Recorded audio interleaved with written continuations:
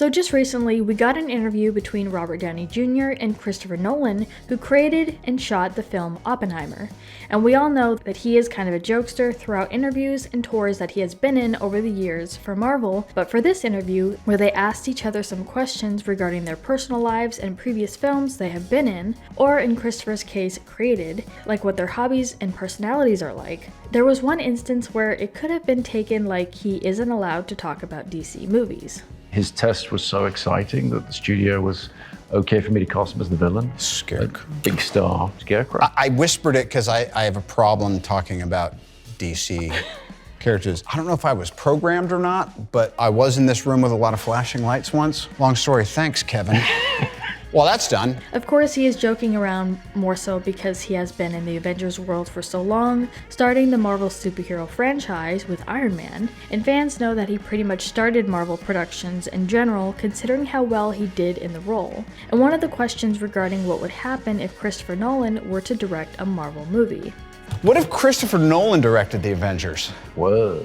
That is the multiverse conundrum. Having worked with you on Oppenheimer, there'd probably be a lot too much Tony Stark. You'd be running away with the movie a little bit. Like I didn't. And even more. And not liking to use CG, would you be prepared to get on one of those jetpacks, the ones they make for real that do the... Yeah, if Christopher Nolan had directed the Avengers, we would still be shooting it. Of course, Robert always adored Christopher Nolan and his work, but had a few choice words for another one of Christopher Nolan's projects, which so happened to be a DC project. In another interview, RDJ claimed, quote, "I love The Prestige, but didn't understand The Dark Knight. The Dark Knight is like a Ferrari engine of storytelling and scripting, and I'm like, I get it. This is so highbrow and so smart. I clearly need a college education to understand this movie. I feel like I'm dumb because I feel like I don't get many things that are so smart. You know what?" And then with a few choice words, that's all I have to say, and that's where I'm really coming from.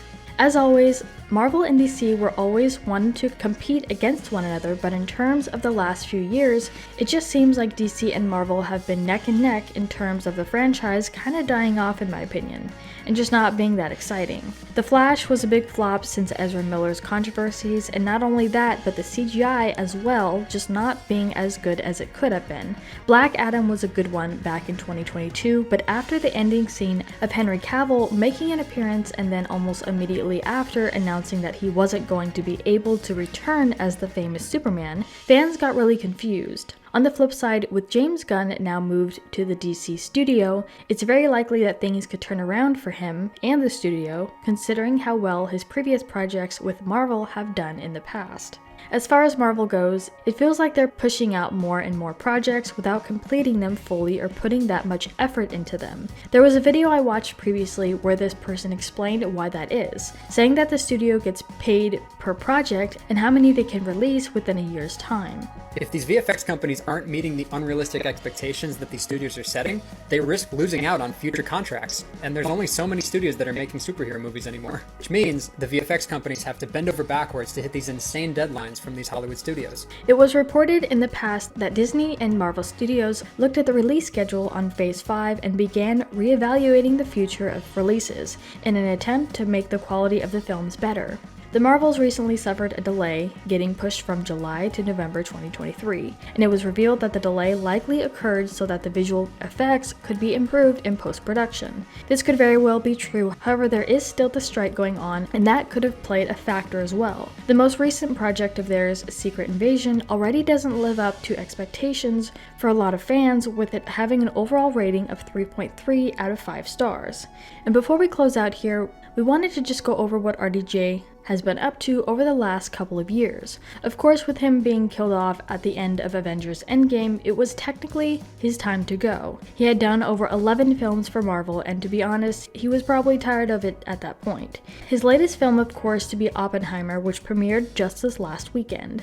Now, we did want to point out that Downey was reportedly seen in the Captain America 4 set. This leak comes from a LinkedIn post from 𝘧𝘢𝘰𝘵, an author working in DC. 𝘧𝘢𝘰𝘵 claims he talked to one of the security folks who told 𝘧𝘢𝘰 about seeing Downey Jr. on set. They are filming Captain America 4 around the White House and near my office. Now, this could mean something and this could mean nothing at all at the same time.